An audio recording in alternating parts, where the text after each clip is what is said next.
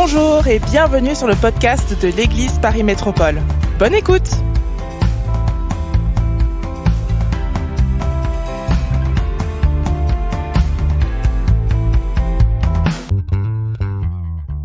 Prenez place, mes frères et sœurs. C'est encore un plaisir que de se retrouver avec vous aujourd'hui. C'est encore un plaisir que de vous voir, de voir vos cœurs prêts à louer Dieu, de voir que vous savez pourquoi vous êtes là. Vous êtes là parce que vous aimez le Seigneur, vous êtes là parce que vous avez soif d'en connaître plus de lui. Parce que ce que vous avez envie, c'est de vous nourrir. Nous avons passé une semaine que je trouve exceptionnelle, une semaine de jeûne et prière pour ceux qui ont pu le faire. Et on a vu le Seigneur à l'œuvre, le Seigneur à l'action dans les vies. Et on a vu que beaucoup ont été remplis. De prendre du temps pour le Seigneur, ça a toute son importance. Ça a une importance parce que ça nous donne une vision plus large. Ça nous permet de nous extraire de notre quotidien. Alors oui, ce n'est pas toujours facile, mais le Seigneur voit nos cœurs, voit notre désir. Et il a envie de nous accompagner. Et pour vous donner un témoignage, je crois que c'était mardi, je devais manger le midi parce que j'avais un repas d'affaires prévu depuis déjà bien longtemps. Et je dis, Seigneur, j'ai pas envie, je suis bien dans ta présence et je veux vraiment prendre ce temps de jeûne et réfléchir et penser à toi. Seigneur, il faut que tu m'aides parce que je ne peux pas l'annuler. Et là, on m'appelle et on me dit, j'annule ce repas. Ah, je suis tout content, je suis là, je dis, ah Seigneur, je te vois à l'œuvre, merci. Mais le lendemain matin, j'avais la même chose. Alors le lendemain matin, je repris le Seigneur, s'il te plaît encore, fais ton œuvre. Et il fait son œuvre. Et on m'invite à manger le midi. Mais là, je ne peux plus prier le Seigneur. J'ai aussi mon action à faire. Alors je décline l'invitation. Alors que l'invitation était dans un bon restaurant, que j'apprécie bien manger, j'ai pris ma part dans ce temps dédié pour le Seigneur, à lui dire, Seigneur, c'est pour toi que je fais ça, je veux plus de toi, je veux une relation, je veux te connaître, je veux étudier ta parole. Et Seigneur, c'est une bénédiction que de t'avoir dans ma vie. Et nous allons voir ensemble, au travers d'un passage biblique, la bénédiction d'avoir Dieu dans sa vie. Et nous allons nous souvenir ensemble, et c'est le thème de cette prédication, ce sera « Souviens-toi pour avancer ». Je ne vous cache absolument rien du tout. Le sujet, c'est « Lève-toi et brille ».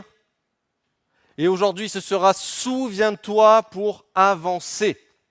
Et nous allons parler d'un peuple que vous connaissez très probablement, qui a été un peuple rebelle, un peuple dur, un peuple qui a passé 40 ans dans le désert, à murmurer contre Dieu, et tu ne me donnes pas ci, et tu ne me donnes pas ça, et c'était mieux avant. Nous allons parler du peuple d'Israël, au travers du passage qui se situe en Josué. Alors peut-être que Josué, ça vous parle, et peut-être que ça ne vous parle pas, et j'ai envie de vous dire, peu importe. Ce qui compte, ce sont des principes bibliques qui peuvent venir toucher nos cœurs, qui peuvent nous faire aimer encore plus le Seigneur, et qui peuvent nous montrer à quel point le Seigneur est bon, il est fidèle, il est généreux, et quand il fait une promesse, quand il nous fait une promesse, il la tient. Et ce que vous pouvez voir en bas, c'est Israël, la terre promise.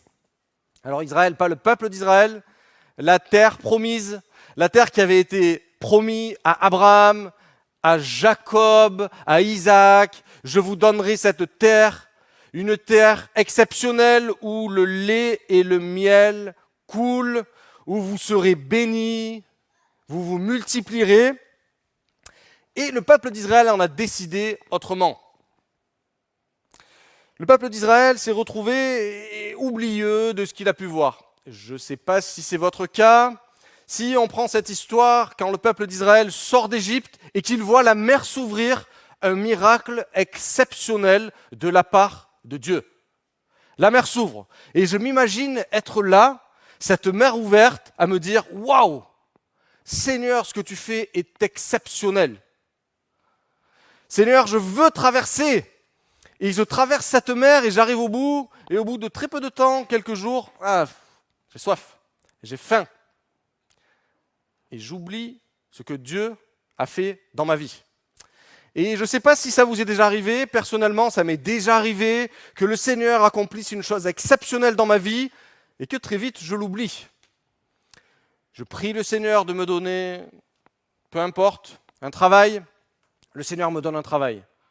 Il me conduit, il me dirige, il ouvre une porte là où je ne m'y attends pas et j'ai ce travail. Et puis, merci Seigneur, maintenant je vais me débrouiller tout seul et j'arrête de penser à cela. Le souvenir est quelque chose d'important. Sans souvenir, on ne sait pas d'où on vient et on ne sait pas où est-ce qu'on va aller. Est-ce que vous êtes d'accord avec moi ? Est-ce que vous avez des souvenirs d'enfance ? Est-ce que vous avez des souvenirs d'adultes ? Est-ce qu'il y a des choses qui vous ont marqué ? Oui, très probablement. Et en préparant cette prédication, je me suis fait une rétrospection pour voir est-ce que j'ai des souvenirs de ma vie avec le Seigneur. Et je me suis rappelé des choses que j'avais totalement oubliées. Un jour, j'étais dans un autre pays et on traverse la route avec ma femme et une voiture nous percute. Mais nous percute bien fort. Je passe par-dessus la voiture et je tombe derrière la voiture et puis je me relève. Comme si de rien n'était, aucune égratignure, aucun mal. Et puis je me dis que je suis bien fort. Et le soir, je rentre à la maison et je me mets à pleurer, à remettre ma vie en question. Et je me dis, mais en fait, Seigneur, tu m'as gardé. Et le Seigneur me met cette conviction à cœur qu'il m'a gardé. Et puis, je continue à avancer et puis j'oublie. Le sujet de cette série de messages que nous avons depuis plusieurs semaines, c'est « Lève-toi et brille ». Mais nous ne pouvons briller par nous-mêmes. Si nous n'avançons pas, nous ne pouvons pas briller. Et là, nous avons pris un temps de mise à part cette semaine pour le Seigneur et je suis certain que beaucoup d'entre vous ont brillé. Je suis certain que vous êtes allés puiser des forces dans ce que le Seigneur vous a donné. Je suis certain que ce temps que vous avez mis à part vous a été bénéfique pour le Seigneur.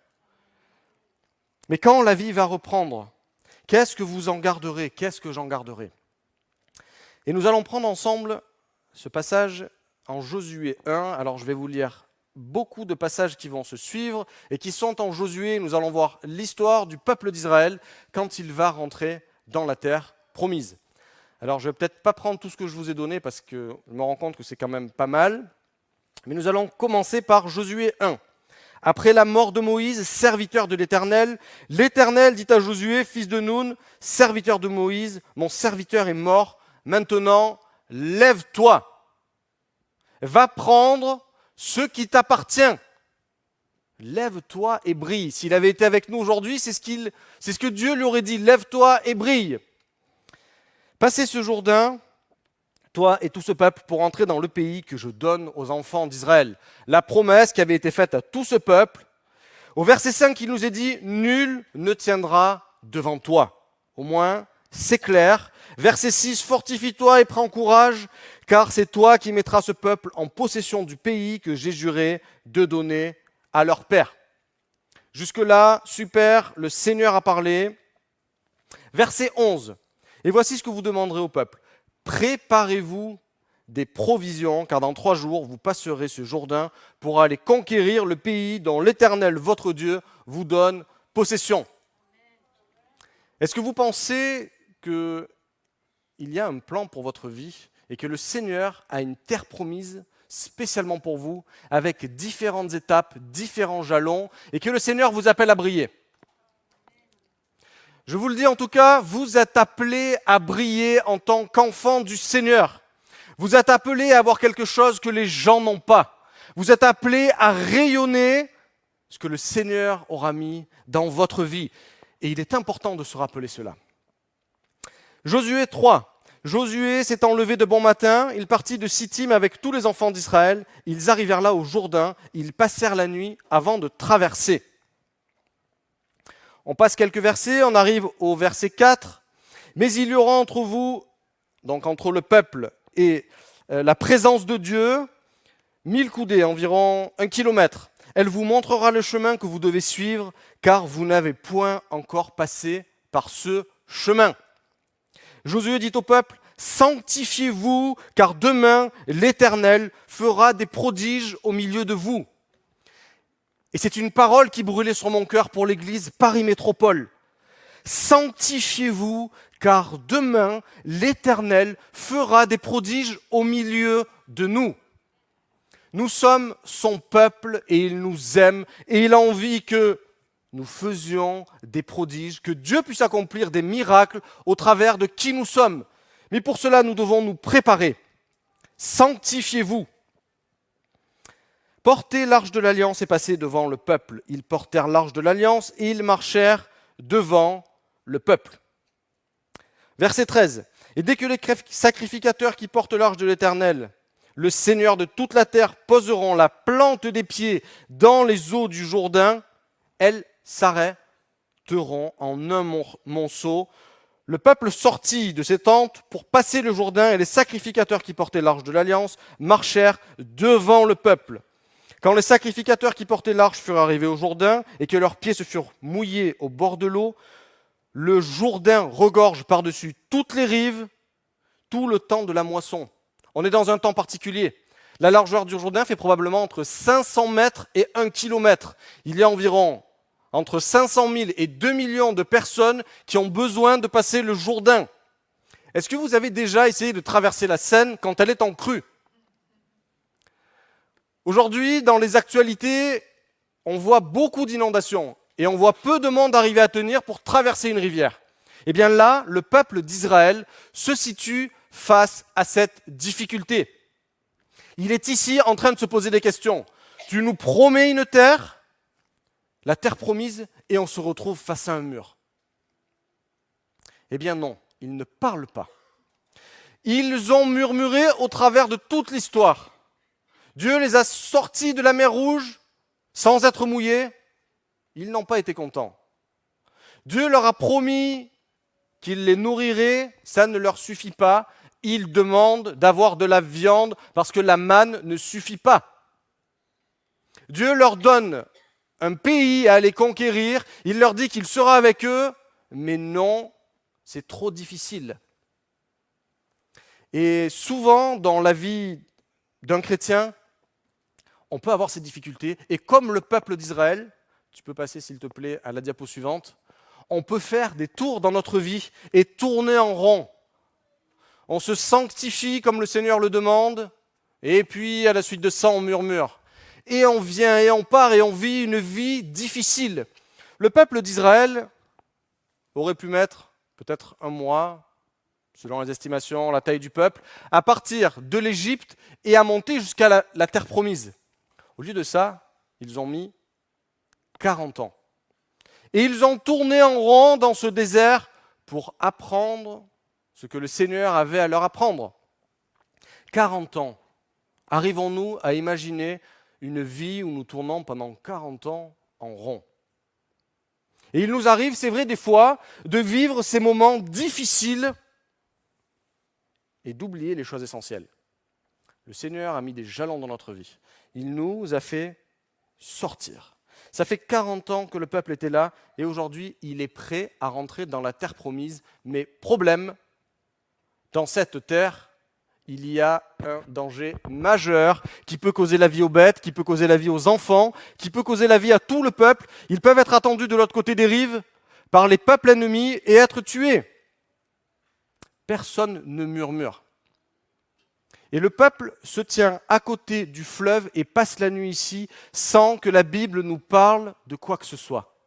Ils savent que Dieu va agir. Ils s'attendent peut-être à ce que Dieu ouvre le fleuve en deux comme il a ouvert la mer Rouge.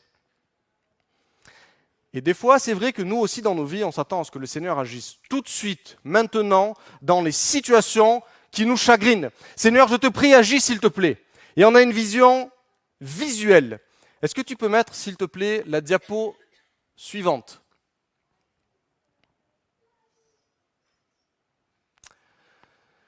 Moïse est mort et ils arrivent au mont Nebo. Moïse est mort sur le mont Nebo, c'est en Jordanie de l'heure actuelle, c'est en face de Jéricho. Quand vous êtes au mont Nebo, qui est à quelques centaines de mètres d'altitude, vous voyez la dépression du Jourdain, vous voyez ce grand fleuve qui est là en train de couler, vous voyez toutes les villes en face avec des villes fortifiées, Jéricho qui est ici, vous voyez cette traversée du Jourdain qui est là, qui n'est pas possible. Qu'est-ce que vous faites ? Qu'est-ce qu'on fait ? Est-ce que nous y allons ?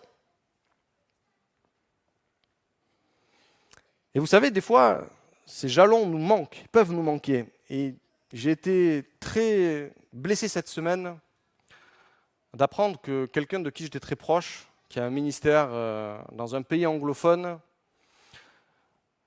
a trompé sa femme.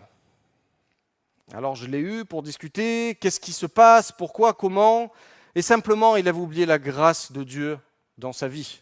Et il avait tourné ses regards vers d'autres envies, d'autres sujets qui l'intéressaient, et il avait oublié comment Dieu était venu le sortir de sa vie passée, de sa vie de sortie, de sa vie de tout ce que vous pouvez imaginer.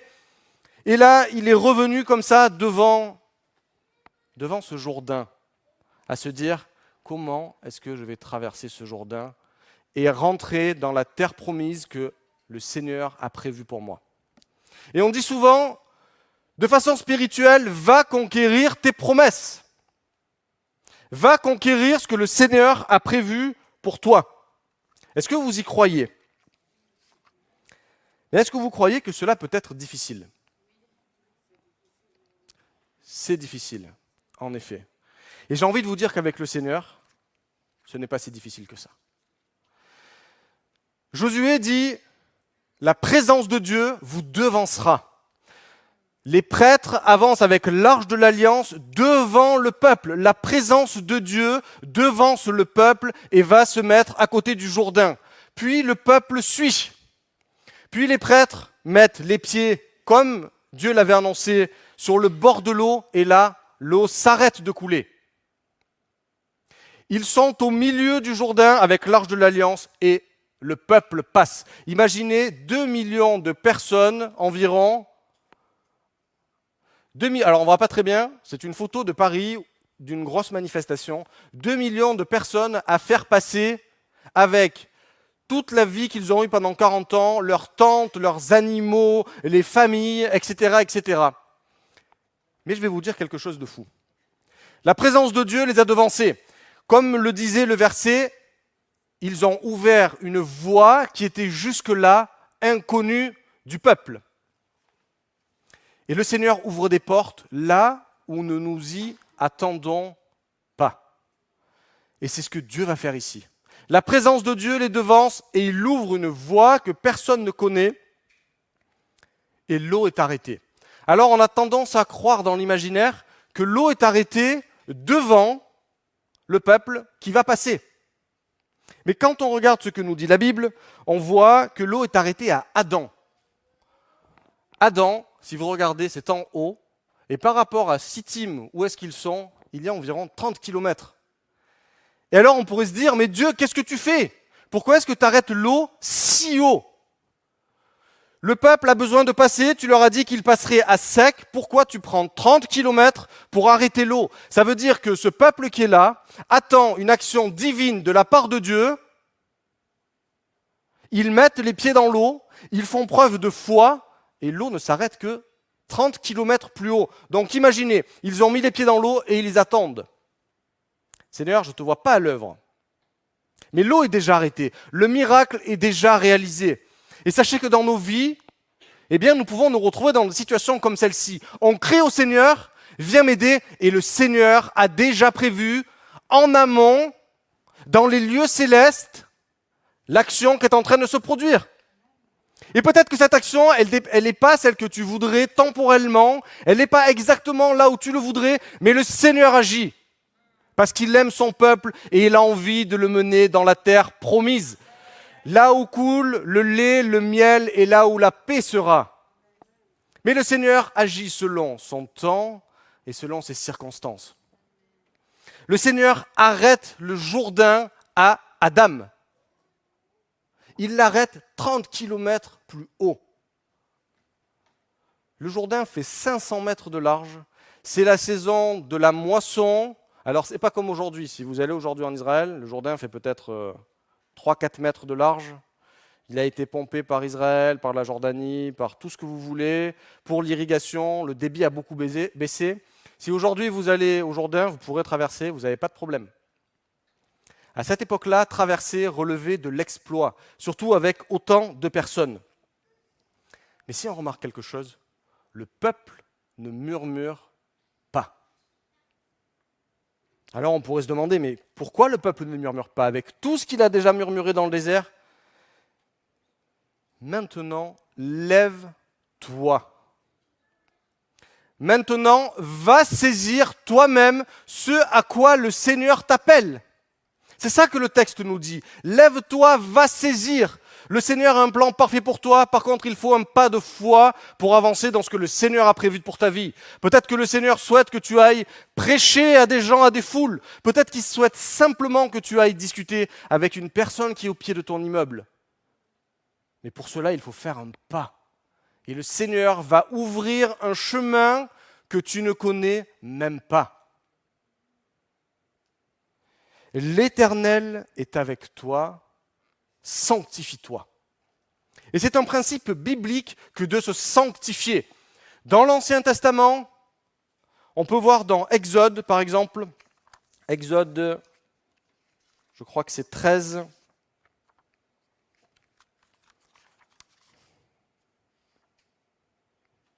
Exode 13, 3. Souvenez-vous de ce jour où vous êtes sortis de la servitude par la main puissante de Dieu. Alors, ce n'était pas ce verset-là que je voulais vous dire.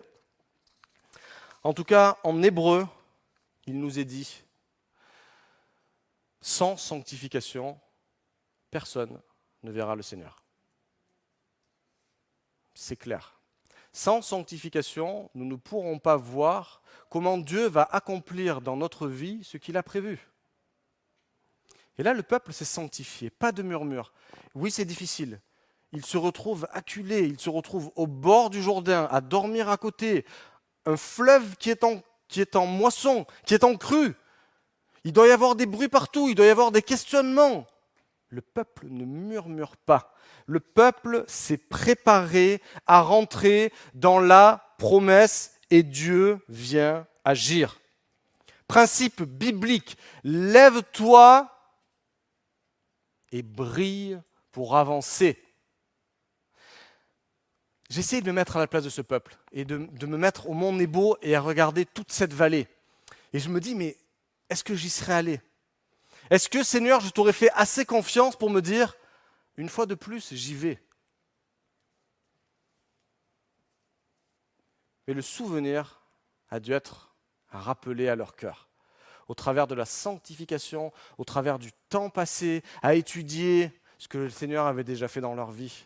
Ils se sont rendus compte que le Seigneur avait déjà agi et ils ne murmurèrent pas. Ils attendirent seulement le salut qui vient de la part de Dieu.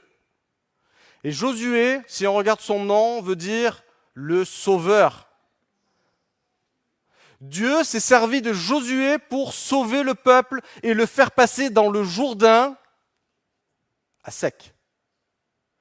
Et c'est quelque chose d'assez fou, c'est quelque chose d'important, d'exceptionnel, ce que le Seigneur a fait.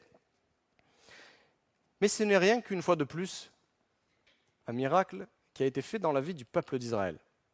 Et là, Josué va plus loin. Et c'est l'invitation de ce jour, allez plus loin, souviens-toi pour avancer. Qu'a fait le peuple d'Israël ? Josué leur dit, prenez 12 pierres du milieu du fleuve et sortez-les du fleuve. Et ce soir, vous les mènerez dans le campement pour qu'on se souvienne ce que le Seigneur a fait. C'est une marque indélébile, marquée dans la vie du peuple. Il a ouvert le Jourdain spécialement pour faire passer le peuple. C'est leur salut. C'est comme ce péché qui enveloppait notre vie, ce Jourdain. Des flots qui coulent, le péché qui nous submerge. Et comment est-ce qu'on peut vivre dans le péché ? Eh bien, Jésus est venu dans notre vie parce qu'il nous aime stopper ce péché. Il est venu nous chercher, nous racheter et nous sauver. Il a arrêté le Jourdain du péché dans notre vie seulement parce qu'il nous aime. Et aujourd'hui, je m'invite à récupérer ces pierres au milieu de ce que le Seigneur a fait dans notre vie. je nous invite à collectivement aller retrouver ces pierres et où est-ce que nous les avons posées quand le Seigneur est venu toucher notre vie. Il a changé nos âmes, il nous a détourné des choses passées. Est-ce que cette pierre est toujours avec toi dans ton campement? Nous sommes son ouvrage, Éphésiens 2:10, ayant été créés en Jésus-Christ pour de bonnes œuvres que Dieu a préparées d'avance afin que nous les pratiquions. Lève-toi et brille. Va accomplir les œuvres qui ont été préparées spécialement pour toi. Et vous savez quelque chose qui m'a marqué dans ce texte. Le peuple est là et il traverse. Le peuple est marqué et il va voir ses pierres. Et il n'est fait nulle part mention de l'âge des gens qui passent et qui vont dans la terre promise. Il y a des jeunes, il y a des moins jeunes, il y a des gens de tous les rangs de la société qui composent le peuple d'Israël. Mais chacun a une mission, se rappeler de ce que le Seigneur a fait dans sa vie pour briller, encourager et fortifier les gens avec qui ils sont. Et si vous regardez, Jéricho va tomber. Très probablement que les gens ont dû, entre eux, se dire « Tu as vu ce que le Seigneur a fait, il est avec nous. Le Seigneur est avec nous, qui sera contre nous ?» Et donc, peu importe l'âge que tu as, peu importe la situation dans laquelle tu es, le Seigneur veut te mener dans ta terre promise, dans les plans parfaits qu'il a pour toi, à condition que tu mettes un pied dans le Jourdain, que tu récupères la pierre quand le fleuve est arrêté, et que tu partes avec ta pierre chercher la victoire dans les combats. Ils sont en paix, mais pour autant, ils ne sont pas sortis de la guerre, ils ne sont pas sortis des difficultés, ils ne sont pas sortis du fait d'aller conquérir le pays là où ils sont, mais le Seigneur est avec eux. Ces pierres sont le fondement de notre foi. Et vous savez, il y a ces pierres qui ont été récupérées dans le fleuve, et juste avant que les prêtres sortent du fleuve avec l'arche de l'Alliance, Josué ira lui-même dans le fleuve, mettre lui-même 12 pierres, et le fleuve reviendra. Le fleuve repassera. Tu as accepté Jésus dans ta vie, le péché est toujours autour de toi. Mais ces pierres qui conditionnent ta foi sont gravées, sont martelées dans ton cœur par le Saint-Esprit. Les eaux sont revenues, mais les pierres sont restées dans le Jourdain. Et le Seigneur te rappelle que tu as cela dans ton cœur, que cela brûle en toi, mais également, il te rappelle que tu dois avoir tes propres pierres pour te souvenir que le Seigneur ne t'a point abandonné, qu'il a agi peut-être pas comme tu l'aurais pensé, et le jour où tu demanderas au Seigneur une action particulière, sache que le Seigneur te répondra peut-être pas comme tu te l'attends, mais il te répondra. Parce que le Seigneur veut que tu ailles conquérir ce qu'il a prévu pour ta vie. Et ce n'est pas une attitude de passivité qu'a le peuple d'Israël. Le peuple va conquérir avec Dieu. Et ce qui leur avait été promis, fortifie-toi et courage, je serai avec toi, fortifie-toi, parce que la promesse que je t'ai faite est là. Et il y a des principes bibliques pour nous aujourd'hui. Premièrement, la fidélité de Dieu. Dieu avait parlé à Abraham, il avait parlé à Jacob, il avait parlé à Isaac, il avait parlé à Moïse. Sa promesse s'accomplit. Si Dieu t'a fait une promesse, elle s'accomplira. Dieu n'est pas un homme pour mentir, et il n'est pas un homme pour se repentir. Ce qu'il a dit, il le fera. L'élément essentiel qui est accroché à cela, c'est la consécration. Consacre-toi à l'Éternel. Sanctifie-toi. Prends le temps. Nous ne sommes pas ici à aller dire spirituellement, il y a des bénédictions qui sont pour toi, va les chercher. Non. Avec Dieu qui a préparé un plan parfait, va chercher les bénédictions que Dieu a préparées pour ta vie avec lui, sans oublier ce qu'il a déjà fait. Les bénédictions sont prêtes, elles sont pour toi, même si tu ne les vois pas. Le Jourdain a été arrêté à 30 km, personne ne l'a vu. Mais alors pourquoi est-ce qu'il a fait cela? Je me suis posé cette question et je suis allé jusqu'au bout du passage. Au chapitre 4, et au verset 24, il nous est dit pourquoi Dieu a fait cela. Que tous les peuples de la terre sachent que la main de l'Éternel est puissante. Et afin que vous ayez toujours la crainte de l'Éternel, votre Dieu.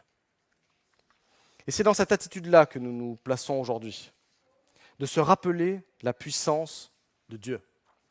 Et je vous invite cet après-midi à vous préparer, à trouver, à retrouver, à entretenir les pierres qui composent votre foi. Lève-toi et brille. Lève-toi et brille parce que c'est ce à quoi tu es appelé et c'est la mission que le Seigneur t'a donnée. Lève-toi et brille. Et je suis tellement heureux que Christian, dans sa prière avec le Seigneur, dans ce cœur à cœur, dans ces discussions que nous avons pu avoir ensemble, nous ait mené dans cette direction d'une Église qui brille, d'une Église qui se lève. Consacrez-vous. Et le Seigneur nous préparera. Le Seigneur marche devant toi et il ouvrira des portes. Il ouvrira un chemin encore jusque-là inconnu. Dieu a déjà préparé les choses, il marche devant toi. Il est avec toi et il ferme le chemin derrière toi. Que peut-il t'arriver dans la présence de Dieu? Si demain tu as des combats, le Seigneur sera avec toi pour combattre. Si demain tu as des difficultés, le Seigneur aura déjà préparé le moyen d'en sortir. Il marche devant toi, il ouvre un chemin. Nous allons arriver à la conclusion. Souviens-toi pour avancer de ce que le Seigneur a fait dans ta vie. Rien de plus que cela. Souviens-toi afin de ne pas être ébranlé comme le peuple d'Israël a pu être ébranlé dans ses 40 ans dans le désert, à toujours remettre en cause ce que le Seigneur avait fait. Le Seigneur avait fait des miracles, mais à chaque fois, il remettait en cause ce que le Seigneur avait fait. Un jour, un homme de 60 ans accepte le Seigneur dans sa vie. Et il se pose la question, Seigneur, que veux-tu que je fasse? Je n'ai jamais lu la Bible, je ne suis jamais allé à l'église, je n'ai pas de culture chrétienne et j'ai 60 ans. Apprendre des choses, ça va être compliqué pour moi. Le Seigneur lui a dit, lève-toi et brille. Alors il ne lui a pas dit tout à fait comme ça, il lui a dit, va faire avec la force que tu as et je serai ton aide. Je multiplierai le fruit qu'il y a dans ta vie d'une façon avec laquelle tu ne t'attends même pas. Et cet homme a pris cette parole par la foi et il est allé dans les rues annoncer la parole de Dieu. Il est allé annoncer une vie changée, une vie transformée. Et les gens, des fois, étaient intéressés par ce qu'il disait, souvent pas. Souvent pas. Et à la fin de sa vie, le fils de cette personne est allé voir son père en disant « Mais est-ce qu'au moins tu es sûr que ce que tu as fait, ça a servi à quelque chose ?» Son père lui répond « Mais je l'ai fait parce que le Seigneur me l'a demandé. » Et puis ce père mourut. Et le fils fut marqué par l'action de son père. Ça a été un jalon dans sa vie. Et il a accepté le Seigneur dans sa vie. Et il a commencé à aller dans ces églises qui étaient à côté de là où son père avait apporté son témoignage. Et il s'est rendu compte que de nombreuses personnes avaient été touchées par son père. Son père sans forcément d'éducation. Son père qui avait déjà 60 ans quand il a accepté le Seigneur dans sa vie. Il n'y a pas d'âge pour rentrer dans la terre promise. Il n'y a pas d'âge pour accomplir les œuvres avec lesquelles le Seigneur t'a appelé. Seulement, lève-toi et brille. Finissons ensemble par la prière, si vous le voulez bien. Seigneur, c'est encore avec honneur, Seigneur, que je viens te prier, que je viens te remercier pour ta parole, que je viens te remercier pour mes frères et sœurs qui sont là, Seigneur. S'il te plaît, que tu puisses mettre dans leur cœur un jalon, que tu puisses leur rappeler, Seigneur, ce fondement de leur foi, cette pierre dans le Jourdain, cette pierre dans le camp. Seigneur, s'il te plaît, que tu puisses aujourd'hui, Seigneur, que ton Saint-Esprit puisse réveiller ce feu et qu'il puisse briller, qu'il puisse se lever, briller et que nous soyons une église remplie de vie, une église qui rentre dans les promesses que tu as prévues pour elle simplement. Seigneur, que ton Saint-Esprit descende dans ce lieu et que ton Saint-Esprit marque les cœurs. Nous te le demandons en ce jour, Jésus. Que la gloire et l'honneur te reviennent encore pour ce que tu feras, Seigneur. À toi soit la gloire au siècle des siècles, Jésus. Amen.